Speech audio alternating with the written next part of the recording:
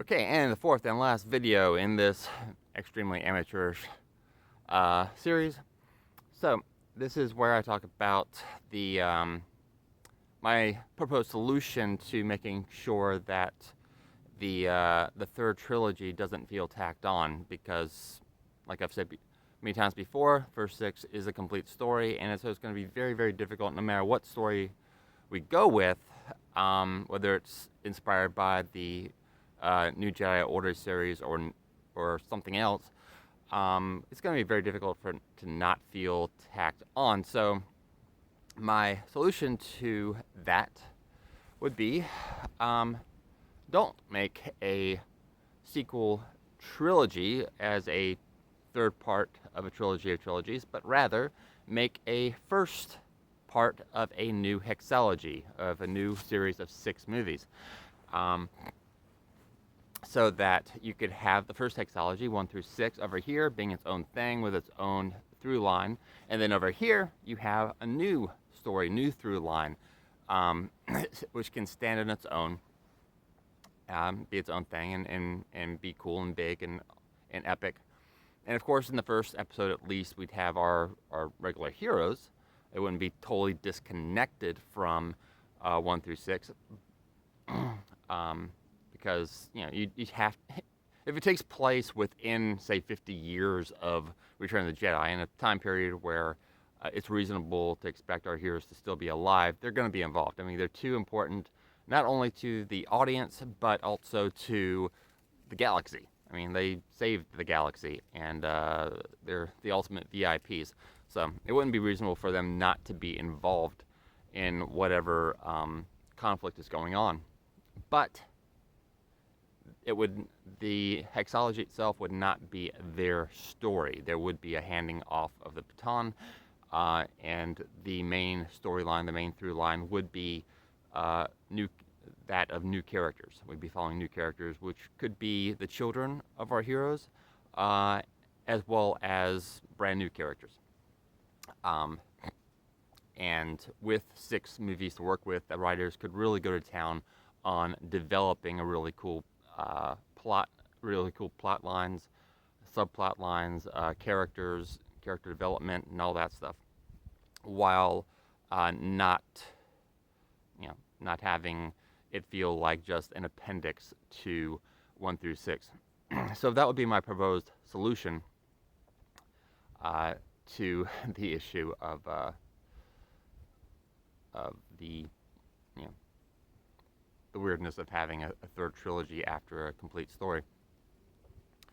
And with the EU, the expanded universe, what I want to do with that is to kind of renovate it and make it, and EU fans would probably not like, I mean, initially they wouldn't like it, but hopefully the end result would win them over, is that I would want to take the EU, keep all the good stuff, because there's some really good stuff in there, but there's some not so good stuff in there too. So take out the not so good stuff, replace it with good stuff, mix it in with the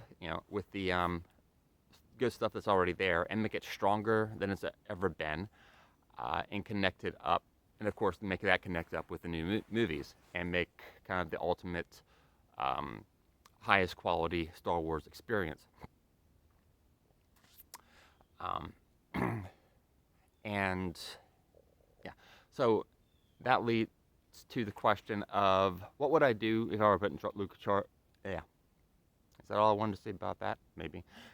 What would happen if I were put in charge of Lucasfilm now? If everything transpired the way it has. And by the way, all this time I've been pretending that it's 2012.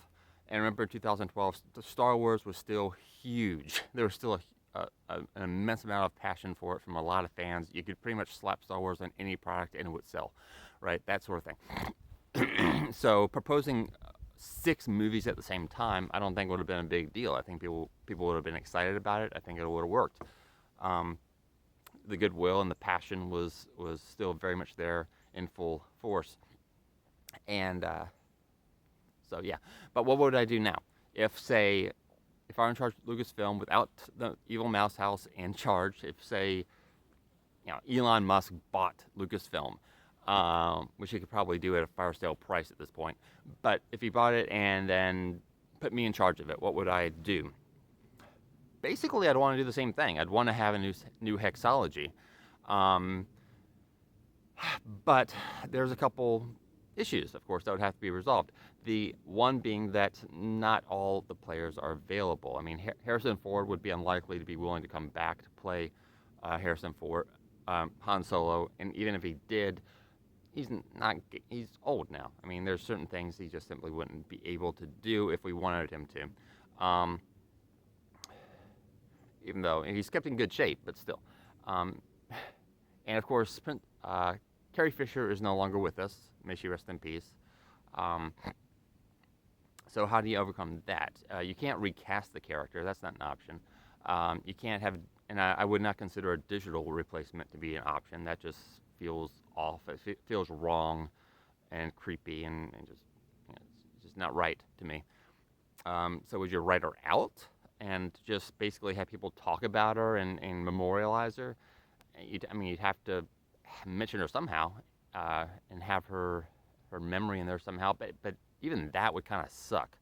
So my solution would be basically just make the new hexology animated. And that way you could use whatever characters you wanted, regardless of what actors are actually available, and tell the story you want with the characters you want, and have the animation artists do their thing, then bring in voice actors to do their thing, and it should come together well.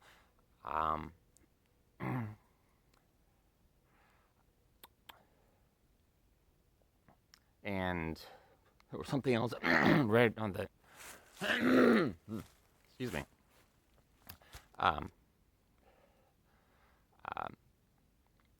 And even if you were to animate it, then that would even open up the possibility of what stories you could tell. It wouldn't have to be 30 years after Return of the Jedi to match up with the ages of the actors. You could tell it at any time. 25 years after, 20 years after, 50 years after, you could play with it and just be like, okay, what is the best starting point for this? So that would be an advantage as well. And there would be kind of a double-edged sword as far as the look for it goes. Making it animated would make it look visually a bit different from the first hexology, which would differentiate it from it. It would be an instant visual recognition of this thing that looks like this is this story. You have the original story in the original 6 movies looking like they do, and then you have the new this new story of the new 6 movies looking like this. And so it would kind of naturally just be visually recognizable from each other. But on the other hand, that might make some people be like, is this actually supposed to be a continuation of those movies? Why does it look different? Why is it not the same? Why is it not live action? It might throw some people for a loop, or some people might just be like, you can't do that. But I think that if the story is good, if the characters are well done, and the plot is interesting and everything is well done, then people will go for it. People just want good Star Wars, no matter what the medium, whether it's live action, animation, comic book, novel. If it's a good story, if it's a good Star Wars, then they'll embrace it. So I think that could work.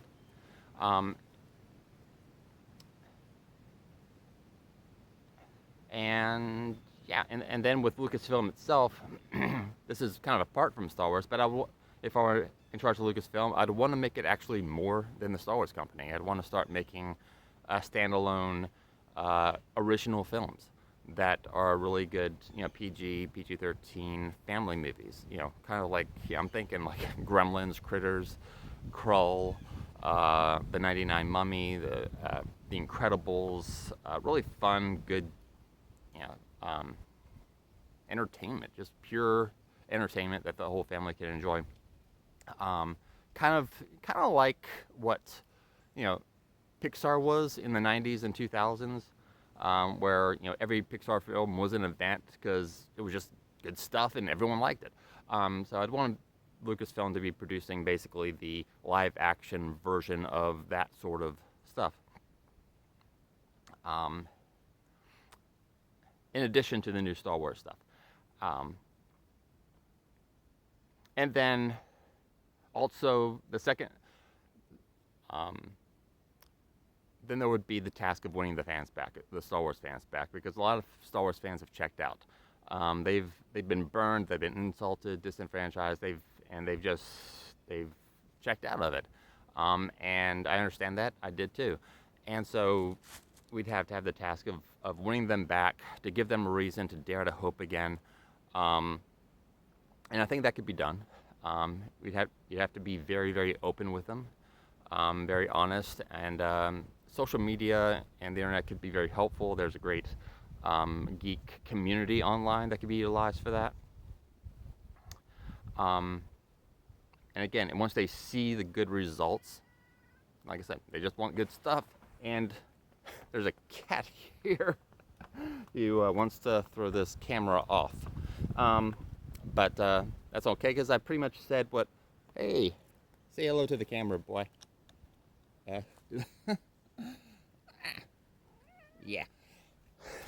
All right, so obviously, I could talk a lot more. Any Star Wars fan could really talk about this sort of thing all day and all week. But I'm gonna stop now and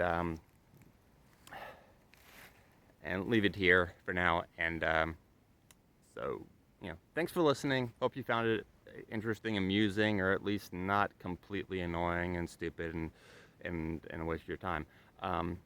Anyway, thanks, and may the Force be with you.